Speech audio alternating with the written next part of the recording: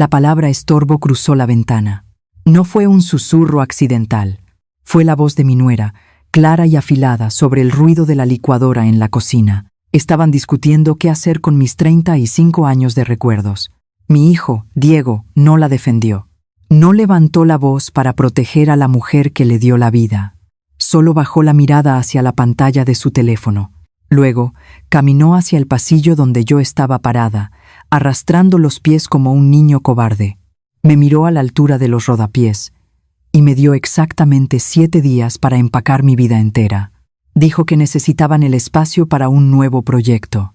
Dijo que era hora de establecer límites saludables. Usó palabras de terapia que ella le había enseñado para disfrazar su traición. El aire acondicionado central zumbaba sobre mi cabeza, el mismo sistema que yo pagué con mi bono de jubilación hace 3 años. No grité, no lo supliqué.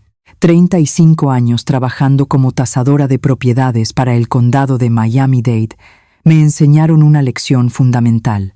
Cuando los cimientos de una estructura están podridos, no pierdes el tiempo pintando las paredes. Simplemente documentas el daño y te preparas para la demolición. 11 cajas de cartón. Ese es el volumen exacto de la vida de una madre cuando es reducida a inventario. Mientras doblaba mis suéteres y envolvía las fotografías de mi difunto esposo, Javier, el peso de la injusticia se asentaba en mi pecho.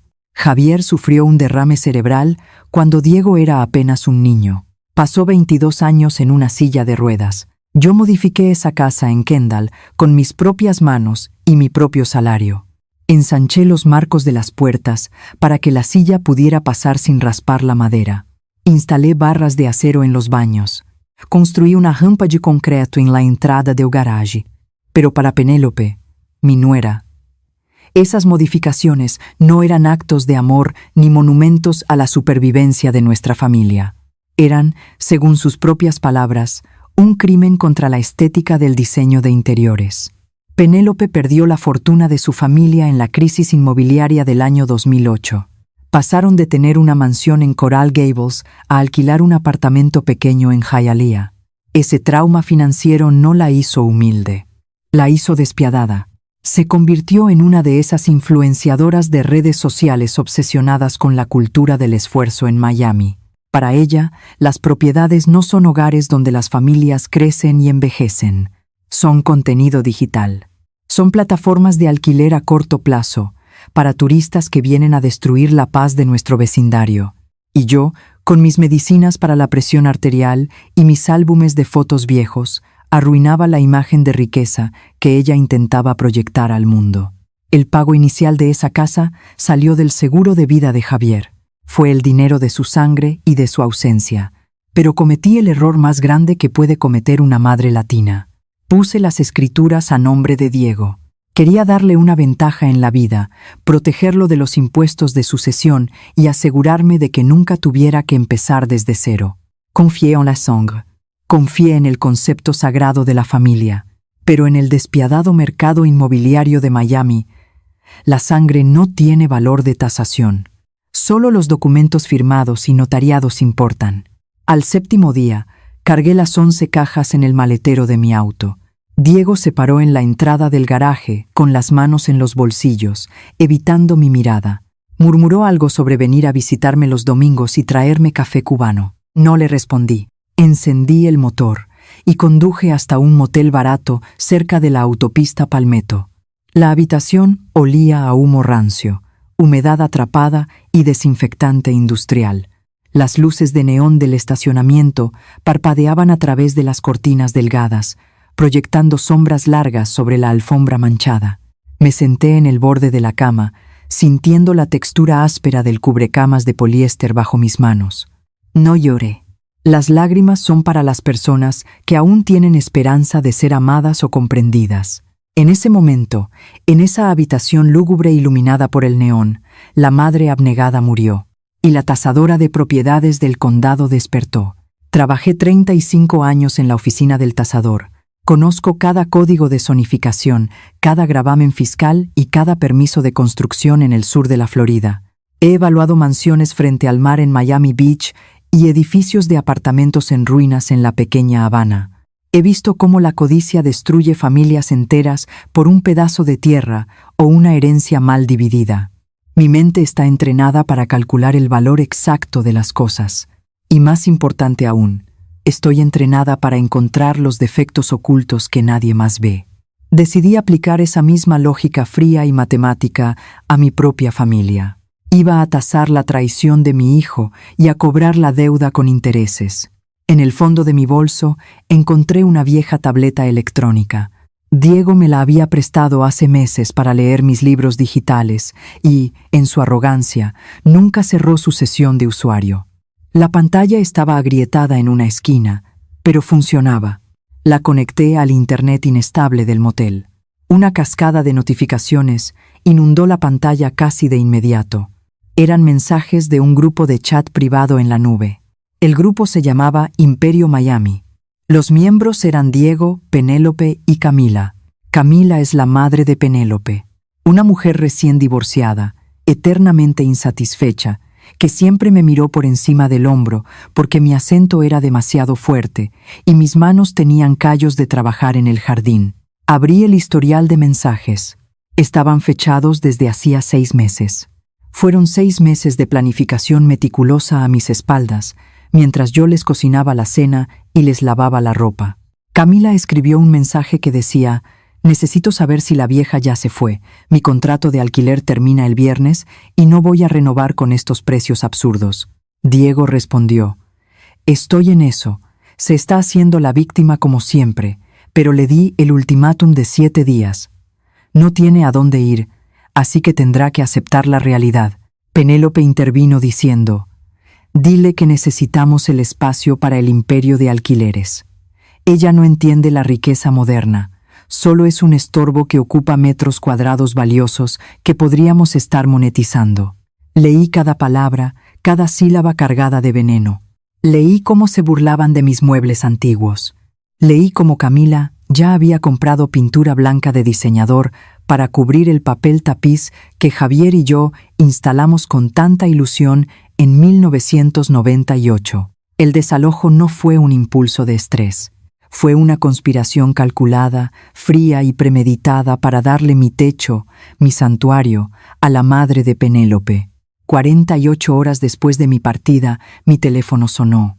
Era Gloria. Gloria trabajó conmigo en el condado durante 2 décadas y todavía conserva su puesto en el Departamento de Registros Públicos.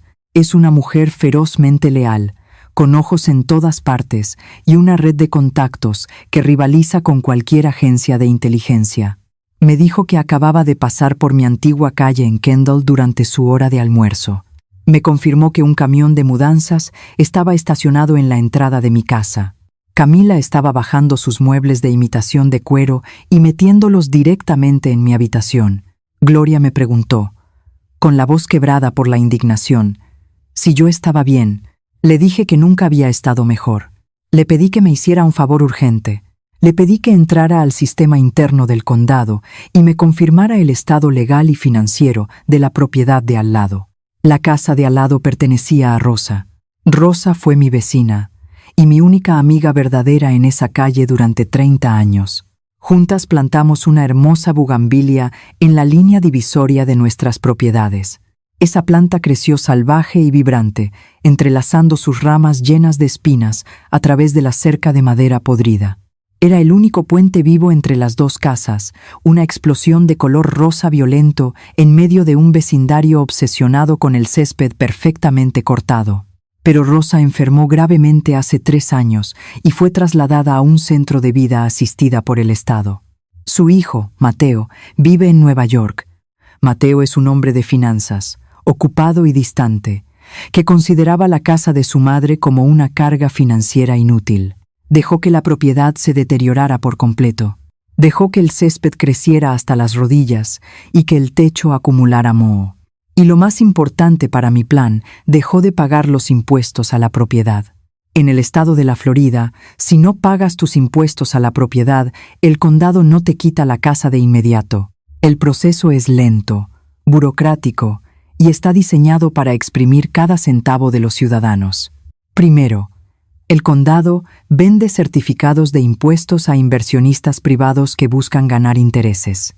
Si pasan 2 años y el dueño original sigue sin pagar la deuda acumulada más los intereses usureros, el inversionista puede solicitar una venta de escritura fiscal. La propiedad va a una subasta pública. El mejor postor se queda con la casa, libre de hipotecas tradicionales y de casi cualquier otro gravamen. Es un sistema brutal, implacable, diseñado para alimentar la maquinaria del gobierno y enriquecer a los oportunistas. Y yo ayudé a auditar ese mismo sistema durante años. Conozco sus grietas, sus plazos y sus secretos mejor que nadie. Gloria me devolvió la llamada 10 minutos después. Su voz temblaba, pero esta vez era de pura anticipación. Me confirmó que la casa de Rosa tenía 3 años completos de impuestos atrasados. El certificado fiscal había madurado y el inversionista había solicitado la ejecución. La propiedad estaba programada para una subasta pública del condado en exactamente 14 días. Colgué el teléfono y me acerqué a la ventana del motel. Miré el tráfico denso de la autopista, los autos moviéndose como hormigas metálicas bajo el sol implacable de Miami. Pero en mi mente solo veía la bugambilia. Veía la distancia exacta entre la ventana de la cocina de la casa de Rosa y la ventana de la cocina de mi hijo. 30 pies. Esa era la distancia desde la cual iba a destruir su ilusión de grandeza. Llamé a Mateo a Nueva York. Contestó al cuarto timbre, sonando molesto por la interrupción. Le mencioné la casa de su madre y soltó un suspiro de frustración. Dijo que la casa era un pozo de dinero. Un dolor de cabeza constante con el condado enviándole multas por el césped alto.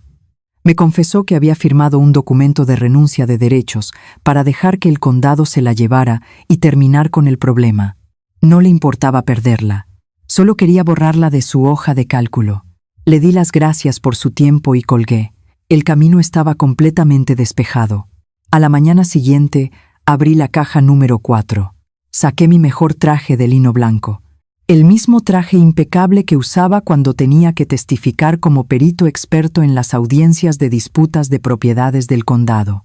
Me vestí con lentitud, ajustando cada botón como si fuera una armadura. Conduje hasta el centro de Miami, esquivando el tráfico pesado y agresivo de la avenida Brickell. Tenía una cita con Valeria. Valeria es una abogada de bienes raíces implacable. Una mujer que no pierde el tiempo con cortesías falsas ni con charlas sobre el clima. Su oficina está en el piso 40 de un rascacielos de cristal, con una vista panorámica de la bahía de Biscayne. Me senté frente a su escritorio de mármol negro y le expliqué mi situación. No le hablé de mis sentimientos de madre traicionada. No le hablé de mi corazón roto ni de las noches sin dormir en el motel. Le hablé de códigos de zonificación, de gravámenes fiscales, de estructuras corporativas y de vacíos legales. Valeria me escuchó en silencio, apoyando la barbilla sobre sus manos entrelazadas. Me miró fijamente por encima de sus anteojos de diseñador. Una sonrisa lenta, afilada y peligrosa apareció en su rostro. Reconoció a una depredadora en la habitación y le gustó lo que vio. Le ordené a Valeria que formara una sociedad de responsabilidad limitada de inmediato, una LLC. La llamamos Propiedades Thornfield. Quería un escudo de anonimato absoluto, una fortaleza de papel legal. En los registros públicos del estado de la Florida, mi nombre no aparecería por ninguna parte. Solo figuraría el nombre de la empresa y la dirección de la oficina de Valeria como agente registrado. Transferí los fondos necesarios desde mi cuenta de jubilación. Era el dinero que había ahorrado durante décadas de madrugones y auditorías interminables. El dinero que, en mi estupidez y ceguera de madre, planeaba dejarle a Diego como herencia para asegurar su futuro. Ahora, ese mismo dinero iba a financiar la arquitectura de su ruina. El día de la subasta llegó con un calor sofocante, típico del mes de agosto en Miami. El aire era espeso, casi sólido, cargado de humedad y de la tensión palpable de docenas de inversionistas hambrientos. La subasta se llevó a cabo en una gran sala del Tribunal del Condado, bajo luces fluorescentes que parpadeaban débilmente. El lugar olía a colonia barata, a café rancio derramado en las alfombras y a pura desesperación financiera. Me senté en la última fila, manteniendo una postura recta, con mi número de postor descansando en mi regazo. Observé a la competencia con ojo crítico. La mayoría eran jóvenes inversionistas de bienes raíces, los llamados flippers, hombres en trajes ajustados, sin calcetines, que se hacían llamar emprendedores visionarios. Pensaban que los bienes raíces eran un simple juego de números que se jugaba deslizando el dedo en aplicaciones de teléfonos móviles.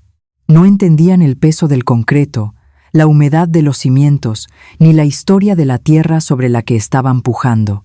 Cuando el subastador, un hombre calvo con voz monótona, anunció la propiedad de Rosa, un murmullo eléctrico recorrió la sala. Era una casa en Kendall, un vecindario altamente codiciado por los especuladores debido a la explosión de alquileres a corto plazo.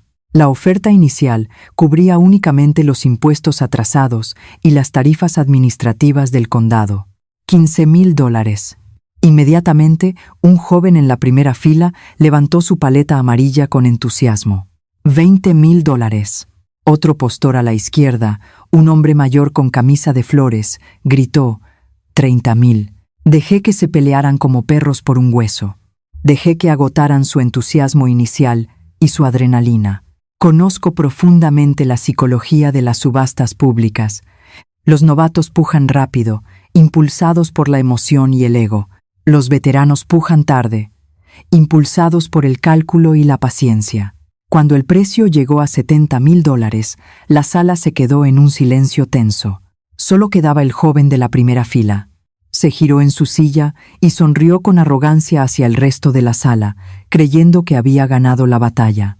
Levanté mi paleta lentamente, sin hacer ningún ruido. $71,000.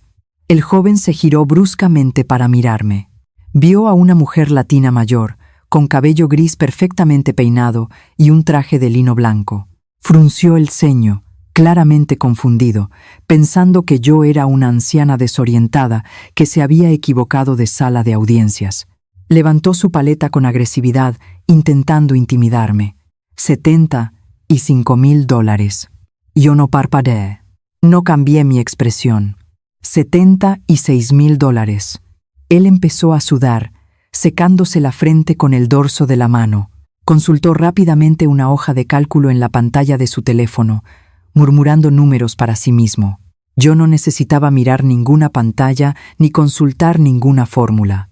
Conocía el valor exacto de la estructura de madera y bloque. Conocía el costo inflado de reemplazar el techo de Texas después de la última temporada de huracanes. Conocía el margen de ganancia máximo que él podía permitirse antes de que la inversión dejara de ser rentable para sus prestamistas usureros. Su límite absoluto, basado en los precios de mercado de esa calle específica, era $85,000. Él tragó saliva y gritó: $85,000. El subastador me miró, esperando mi retirada. Levanté mi paleta con la misma calma y precisión con la que solía servirle el café a mi esposo todas las mañanas. $86,000. El joven dejó caer su paleta sobre la silla vacía a su lado y maldijo en voz baja, derrotado por la matemática implacable. El subastador miró alrededor de la sala silenciosa. A la 1, a las 2, a las 3. Golpeó el pesado mazo de madera contra el estrado resonante. Vendido a la sociedad Propiedad Stornfield. La casa era oficialmente mía. La había comprado por centavos de dólar en comparación con su valor real en el mercado inmobiliario actual. Esa misma tarde, conduje de regreso a mi antiguo vecindario en Kendall. Estacioné mi auto a 2 cuadras de distancia, bajo la sombra de un gran roble, para no ser vista por los vecinos curiosos. Caminé por la acera familiar, sintiendo el calor irradiar del asfalto a través de las suelas de mis zapatos. Llegué a la casa de Rosa, mi nueva casa. Inserté la pesada llave de bronce que me entregó el secretario del condado en la cerradura oxidada de la puerta principal. Tuve que empujar con fuerza con el hombro para vencer la resistencia de la madera hinchada por la humedad. La puerta se abrió con un crujido áspero y prolongado. El aire adentro era denso, atrapado durante meses, oliendo a polvo fino, a madera vieja y a abandono. Caminé directamente hacia la sala de estar, esquivando los muebles cubiertos con sábanas blancas que parecían fantasmas en la penumbra. Me acerqué a la ventana lateral, la que daba directamente a la propiedad de mi hijo. Aparté las cortinas descoloridas y rasgadas por el sol. Allí estaba la bugambilia, con sus flores de un rosa violento y hermoso, trepando agresivamente por la cerca de madera compartida. A través de las ramas entrelazadas, podía ver claramente la casa que yo había pagado. Estaba a exactamente 30 pies de distancia de la ventana de la cocina de Diego. Podía ver a Penélope adentro, moviéndose de un lado a otro. Llevaba ropa deportiva de diseñador y estaba acomodando plantas de plástico sobre el mostrador de granito. Mi teléfono vibró en el bolsillo de mi chaqueta. Era una alerta automática de la cuenta pública de redes sociales de Penélope. Saqué el teléfono y abrí la aplicación. Había publicado una fotografía de mi antigua habitación, el lugar donde dormí durante décadas. Las paredes habían sido pintadas de un blanco estéril y frío. Mis muebles de madera maciza habían desaparecido por completo, reemplazados por cojines minimalistas en el suelo y un difusor de aceites esenciales que emitía una columna de vapor. El texto debajo de la foto, adornado con símbolos de estrellas, decía: transformando esta energía tóxica en un espacio de meditación, solo buenas vibras en nuestro imperio. Apreté las llaves de bronce en mi mano derecha hasta que los bordes afilados del metal se clavaron profundamente en mi palma. Una sonrisa fría, silenciosa y desprovista de cualquier instinto maternal se dibujó en mi rostro. La trampa estaba legalmente establecida, pero el verdadero juego, la verdadera tasación de sus pecados, apenas acababa de comenzar. Me di la vuelta y dejé la ventana atrás, adentrándome en la oscuridad sofocante de la sala de estar. El aire olía a abandono, pero para mí era el aroma dulce de una pizarra en blanco. Caminé por cada habitación de la casa de Rosa con la lentitud deliberada de una tasadora en su elemento. Mis zapatos de tacón bajo resonaban contra el piso de terrazo original, levantando pequeñas nubes de polvo gris con cada paso. La casa estaba enferma, estructuralmente hablando. Había manchas de humedad en el techo del pasillo, indicando una filtración grave en el techo de tejas. El panel eléctrico en el garaje era un modelo obsoleto de los años 80, un riesgo de incendio, esperando una chispa. Cualquier comprador normal, cualquier familia buscando un hogar, habría visto un desastre financiero. Pero yo no era una compradora normal. Yo era la arquitecta de una demolición controlada. Saqué una libreta de cuero de mi bolso y comencé a tomar notas detalladas. En el condado de Miami-Dade, las regulaciones para los alquileres a corto plazo se han vuelto extremadamente estrictas. Para que una propiedad pueda operar legalmente en plataformas digitales, debe pasar inspecciones rigurosas. No puede tener violaciones de código abiertas, no puede tener problemas estructurales, eléctricos o de plomería sin resolver. Si una propiedad tiene un historial de infracciones graves, el condado bloquea automáticamente cualquier solicitud de licencia comercial. Esa era mi arma principal. Iba a usar la burocracia del gobierno local, la misma máquina para la que trabajé durante 35 años, como un muro de contención. A la mañana siguiente, hice una llamada telefónica que la mayoría de los propietarios de viviendas en la Florida temen hacer. Llamé al Departamento de Cumplimiento de Códigos del condado.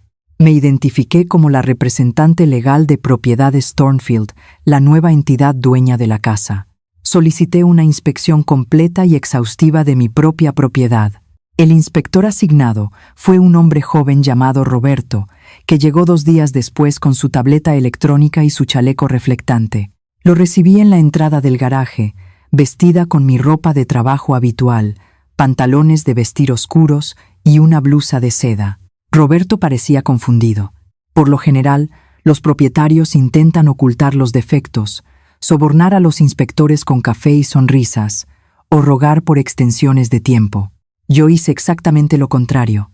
Lo guié directamente hacia los peores problemas de la casa. Le señalé las grietas en los cimientos cerca del patio trasero. Le mostré el cableado expuesto en el cuarto de lavado y la falta de detectores de humo conectados al sistema central. Le pedí que documentara cada pequeña infracción, cada tornillo fuera de lugar, cada centímetro de madera podrida en el alero del techo. Roberto me miraba de reojo, rascándose la cabeza con la punta de su bolígrafo digital. Me dijo que las multas y los costos de reparación iban a ser astronómicos. Le respondí, con una voz completamente plana, que yo no estaba preocupada por el costo, sino por la seguridad pública. Cuando Roberto terminó su recorrido de 3 horas, el informe oficial era devastador. Había documentado $14,000 en violaciones de código. La casa fue clasificada oficialmente como inhabitable para fines comerciales hasta que cada uno de esos problemas fuera resuelto y reinspeccionado. El candado burocrático estaba cerrado. Nadie, ni siquiera un inversionista con dinero en efectivo, podría convertir esa casa en un alquiler a corto plazo, sin pasar por meses de trámites agonizantes. Con el informe del condado en mis manos, comenzó la segunda fase de mi plan. La reconstrucción. No iba a dejar la casa en ruinas. Iba a repararla, pero bajo mis propios términos y a mi propio ritmo. Contraté a un equipo de trabajadores de la construcción de confianza, hombres con los que había interactuado durante años en mis tasaciones. Les di instrucciones muy específicas. Quería que el trabajo comenzara todos los días a las 7 de la mañana en punto, el límite legal exacto permitido por las ordenanzas de ruido del vecindario. Quería que usaran sierras eléctricas, martillos neumáticos y radios a todo volumen. Quería que la presencia de mi renovación fuera imposible de ignorar. Durante las siguientes 6 semanas, el ruido fue ensordecedor. Desde mi posición estratégica dentro de la casa, observaba a través de las ventanas cubiertas de polvo. Veía a Penélope salir al patio trasero de mi antigua casa, tapándose los oídos con las manos, con el rostro rojo de frustración.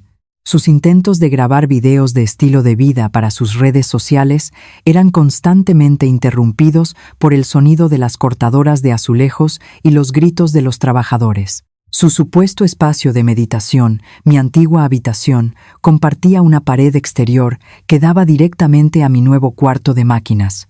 La ironía era un néctar dulce que saboreaba todos los días junto con mi café matutino. Ella había querido borrar mi presencia de su vida para crear una ilusión de paz y riqueza. Y ahora, yo era el ruido constante que destrozaba su fachada. Mientras los trabajadores arreglaban los cimientos y reemplazaban el techo, yo me reuní nuevamente con Valeria en su oficina del centro de Miami. Necesitaba un documento legal que fuera absolutamente impenetrable. Un contrato de arrendamiento maestro.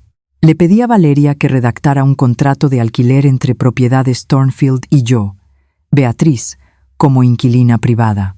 El contrato debía tener 50 páginas de jerga legal densa y asfixiante.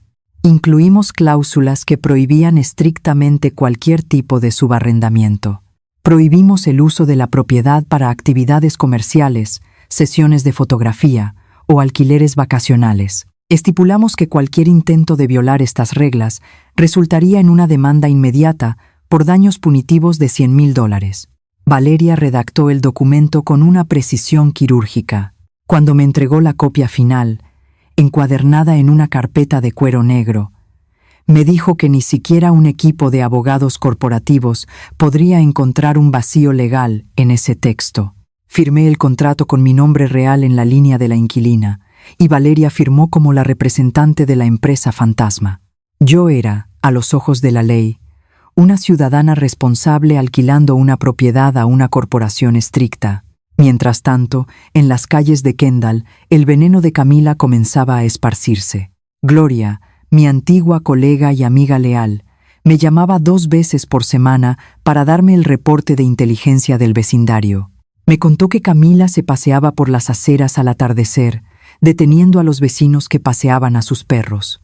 Camila les decía, con una voz cargada de falsa lástima, que mi mente se había deteriorado rápidamente. Les contaba que Diego había tenido que tomar la difícil decisión de internarme en un asilo barato en Hialeah porque yo me había vuelto agresiva y senil. Decía que yo ya no reconocía a mi propio hijo y que era un peligro para mí misma. Los vecinos, muchos de los cuales me conocían desde hacía 3 décadas, escuchaban estas mentiras con horror y confusión. Algunos intentaron llamarme, pero yo había cambiado mi número de teléfono. Necesitaba que la mentira creciera. Necesitaba que la narrativa de la suegra loca y senil se solidificara en la mente de todos. Porque cuanto más alta es la mentira, más devastadora es la caída cuando la verdad golpea el suelo. A mediados de octubre, las reparaciones de la casa de Rosa finalmente terminaron. Las paredes estaban pintadas de un blanco cálido. El aire acondicionado nuevo zumbaba silenciosamente y los pisos de terrazo brillaban como espejos. El inspector del condado regresó, revisó cada detalle y levantó todas las infracciones de código. La casa era legalmente perfecta, pero seguía protegida por mi contrato de arrendamiento blindado. Esa misma noche, bajo la cobertura de la oscuridad, traje mis 11 cajas de cartón desde el motel. No contraté un camión de mudanzas. Hice 5 viajes en mi propio auto, moviéndome como un fantasma en mi propio vecindario. Desempaqué mis cosas en silencio. Coloqué la fotografía de Javier en la mesa de noche de mi nueva habitación. Acomodé mis suéteres en el armario. Me acosté en mi cama, escuchando el sonido de los grillos a través de la ventana abierta. Por primera vez en meses, dormí profundamente, sin el peso de la traición aplastando mi pecho. Estaba en casa, estaba en mi territorio. 2 semanas después, el evento que había estado esperando finalmente se materializó. Encontré un sobre de papel grueso y brillante en el buzón de correo de mi nueva casa. Estaba dirigido al propietario actual. Lo abrí en la cocina, con una taza de té en la mano. Era una invitación formal, impresa con letras doradas y un diseño minimalista y pretencioso. Decía: Diego y Penélope te invitan a celebrar la expansión de nuestro imperio. Era una fiesta de inauguración de su supuesta nueva vida y una oportunidad para impresionar a sus inversores y amigos de las redes sociales. En la parte inferior de la invitación había una nota escrita a mano por Penélope. Decía: Estimado vecino, sabemos que acaba de comprar la propiedad. Nos encantaría conocerlo y discutir una oferta de compra muy lucrativa. Tenemos grandes planes para unificar los terrenos. Me eché a reír. Una risa seca, áspera, que resonó en las paredes vacías de mi cocina. La arrogancia de esta mujer no tenía límites. Ella creía que el dinero, o al menos la ilusión del dinero, podía comprar cualquier cosa. Creía que el dueño anónimo de propiedades Thornfield era solo otro inversionista codicioso que saltaría ante la oportunidad de hacer dinero rápido. No tenía idea de que el dragón ya estaba durmiendo dentro del castillo. La fiesta estaba programada para el sábado por la noche. Pasé todo el día preparándome con la misma meticulosidad con la que preparaba mis expedientes para la corte del condado. Fui a la peluquería y pedí que me arreglaran el cabello en un estilo elegante y severo. Me puse mi traje de lino blanco, el mismo que usé el día de la subasta. Preparé una carpeta de cuero negro. Adentro coloqué una copia certificada de la escritura de la propiedad. Coloqué el informe original de las violaciones de código del condado. Coloqué el contrato de arrendamiento de 50 páginas que prohibía los alquileres a corto plazo. Y, por último, coloqué 50 copias impresas a color de las capturas de pantalla del grupo de chat de la nube. Las conversaciones donde me llamaban estorbo, donde planeaban mi desalojo, donde Camila celebraba robar mi habitación. Todo estaba documentado, fechado y listo para ser presentado como evidencia. A las 8 de la noche, la música comenzó a sonar a través de la cerca de madera. Era música electrónica suave, el tipo de sonido que se escucha en los salones de los hoteles caros en Miami Beach. Las luces de cadena brillaban sobre el patio trasero de mi antigua casa, iluminando la bugambilia desde el otro lado. Podía escuchar el murmullo de las voces, el tintineo de las copas de cristal y las risas falsas y exageradas. Me acerqué a la ventana y observé. El patio estaba lleno de personas. Había otros influenciadores con sus teléfonos en alto, grabando cada detalle. Había vecinos de la calle, vestidos con sus mejores ropas de fin de semana, bebiendo cócteles caros. Camila estaba en el centro del patio, con un vestido de seda demasiado ajustado para su edad, sosteniendo una copa de vino y riendo a carcajadas. Diego estaba cerca de la parrilla, luciendo incómodo en una camisa de lino, asintiendo a todo lo que decían los amigos de su esposa. Y Penélope estaba en su elemento, flotando entre los invitados, posando para las cámaras, proyectando la imagen de la mujer de negocios perfecta. Esperé. La paciencia es la virtud más letal de una madre herida. Esperé hasta que la fiesta alcanzó su punto máximo, hasta que todos los invitados estuvieron relajados y prestando atención. A las 9:30, Penélope se paró en el pequeño escalón de concreto del patio y golpeó su copa de champán con un tenedor de plata. El sonido agudo cortó la música y las conversaciones. Todos se giraron para mirarla. Diego se acercó a su lado, poniendo una mano vacilante en su cintura. Penélope sonrió, una sonrisa brillante y ensayada, y comenzó a hablar. «Gracias a todos por venir esta noche», dijo Penélope, su voz proyectándose sobre el césped perfectamente cortado. «Como saben, este año ha sido de grandes transformaciones para nosotros. Hemos tenido que tomar decisiones difíciles, decisiones de adultos, para proteger nuestra paz y nuestro futuro». Hizo una pausa dramática, bajando la mirada con falsa tristeza. Camila, desde el público, asintió con la cabeza, fingiendo empatía. Penélope continuó: «Pero de los momentos difíciles nacen las grandes oportunidades. Hoy no solo celebramos la renovación de nuestra casa, sino el nacimiento de nuestro imperio inmobiliario». Señaló con su copa hacia la cerca de madera, directamente hacia la casa donde yo estaba parada en la oscuridad. «Estamos en negociaciones avanzadas para adquirir la propiedad de al lado», anunció con orgullo. «Vamos a derribar esa cerca vieja. Vamos a construir una piscina infinita y a convertir ambas propiedades en el destino de alquiler de lujo más exclusivo de todo Kendall». Los invitados aplaudieron. Camila gritó: «¡Bravo!», levantando su copa. Diego sonrió débilmente, atrapado en la fantasía de su esposa. Era el momento. Tomé mi carpeta de cuero negro. Salí por la puerta trasera de mi nueva casa, caminando sobre el césped húmedo. Llegué a la puerta de madera de la cerca, la misma puerta que Javier construyó hace 20 años. Empujé el pestillo de metal. Hizo un clic fuerte y metálico que resonó en la noche silenciosa. Abrí la puerta lentamente y di un paso hacia la luz de las bombillas de cadena. El silencio cayó sobre el patio trasero como un bloque de cemento. Las sonrisas se congelaron en los rostros de los invitados. Los teléfonos celulares que estaban grabando bajaron lentamente. Camila dejó caer su copa de vino. El cristal se rompió contra las baldosas del patio, pero nadie se inmutó. Todos me miraban fijamente, como si un fantasma acabara de salir de la tumba. Llevaba mi traje blanco impecable, mi cabello perfectamente peinado y mi postura recta y orgullosa. No había rastro de demencia en mis ojos. No había fragilidad en mis pasos. Caminé directamente hacia el centro del patio, abriendo las aguas del mar de invitados superficiales. «Mamá», susurró Diego. Su voz temblaba. Dio un paso atrás, chocando contra el borde de la parrilla de acero inoxidable. Penélope se quedó paralizada, con la boca medio abierta, su cerebro incapaz de procesar la realidad que tenía enfrente. «Buenas noches a todos», dije.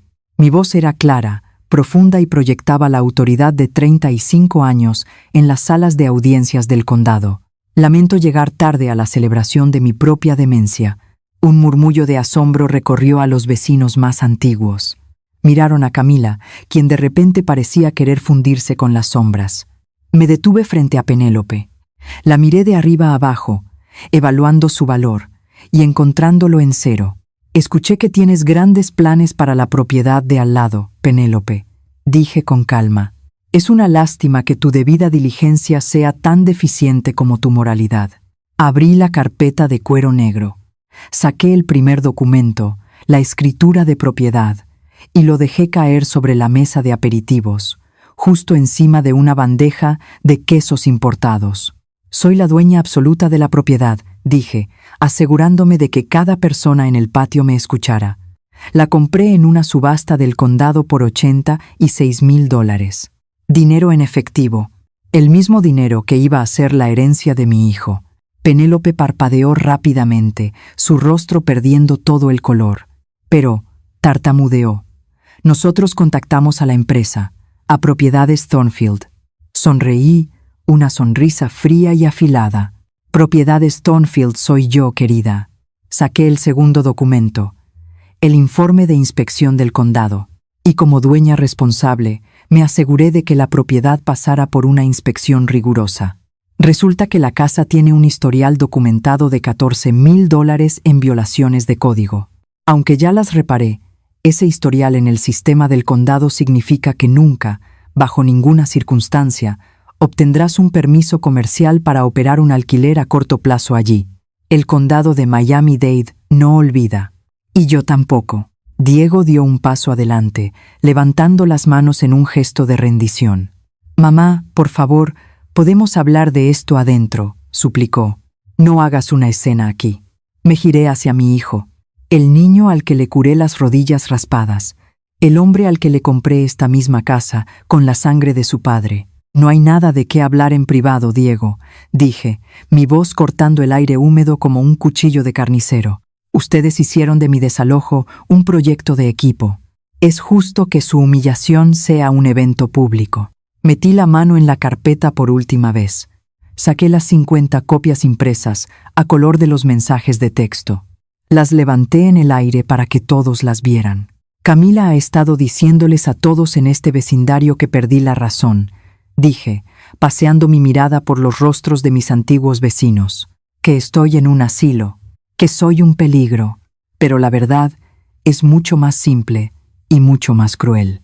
Comencé a repartir las hojas de papel a los invitados más cercanos, a los vecinos, a los amigos de Penélope, a los otros influenciadores que ahora estaban grabando cada segundo de este desastre.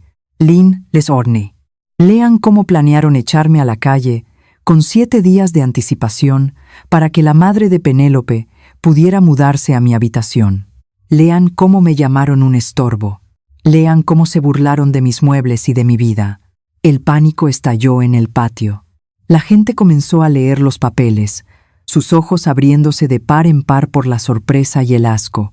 Los murmullos se convirtieron en exclamaciones de indignación. Una vecina mayor, que me conocía desde que Diego era un bebé, miró a Camila con absoluto desprecio y le arrojó el papel a los pies. Camila intentó hablar, intentó balbucear una excusa, pero las palabras se ahogaron en su garganta. Se dio la vuelta, empujó a 2 invitados y corrió hacia el interior de la casa, huyendo como la cobarde que siempre fue. Penélope estaba temblando. Su imagen perfecta, su marca cuidadosamente curada, se estaba desmoronando en tiempo real frente a las cámaras de sus propios amigos. Las redes sociales no perdonan la crueldad cuando está documentada con tanta precisión. Su imperio de buenas vibras acababa de ser demolido hasta los cimientos. Diego cayó de rodillas en el césped. Lágrimas reales, lágrimas de vergüenza y pánico, corrían por su rostro. «Mamá, perdóname», sollozó, agarrando el borde de mi pantalón blanco. «Fui un estúpido. Me dejé llevar. No quería hacerte daño, te lo juro». Miré hacia abajo, hacia el hombre roto a mis pies. No sentí ira, no sentí tristeza. Solo sentí la fría y absoluta claridad de una tasación final. «Las palabras no tienen valor en el mercado, Diego», dije suavemente, pero con la firmeza del acero. «Solo las acciones consistentes a lo largo del tiempo tienen valor. Tú tomaste tu decisión hace meses. Ahora, tienes que vivir en la casa que construiste». Me liberé suavemente de su agarre. Me di la vuelta y caminé de regreso hacia la puerta de madera de la cerca. No miré atrás. No necesitaba ver el caos que dejaba a mis espaldas. Cerré la puerta detrás de mí, escuchando el clic metálico que sellaba la frontera entre su mundo de ilusiones rotas y mi mundo de realidad inquebrantable. Las consecuencias fueron rápidas y devastadoras. El video de mi confrontación se filtró en las redes sociales esa misma noche. Los seguidores de Penélope la abandonaron en masa. Sus patrocinadores cancelaron sus contratos, citando cláusulas de moralidad.